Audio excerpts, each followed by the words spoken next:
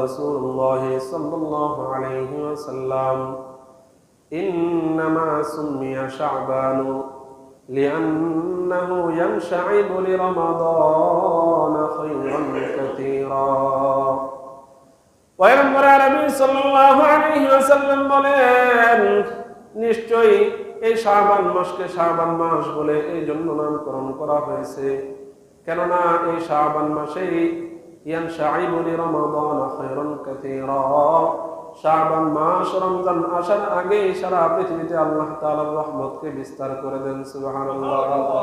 রমজান আসার আগে এই শাবান মাস সারা পৃথিবীতে আল্লাহ তাআলার রহমত বরকতকে বিস্তৃত করে দেন। সুবহানাল্লাহ। ওয়া ইন্নামা সুমিয়া রমাদান লিআন্নাহু ইয়ারমিদু যুনুব।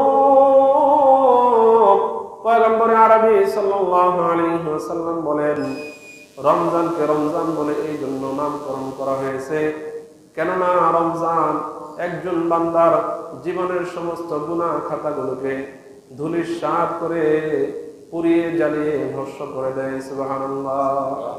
রমজান শব্দটি রমজান শব্দ থেকে, যার অর্থ হলো জ্বালিয়ে দেওয়া, পুড়িয়ে দেওয়া, ভস্ম করে দেওয়া।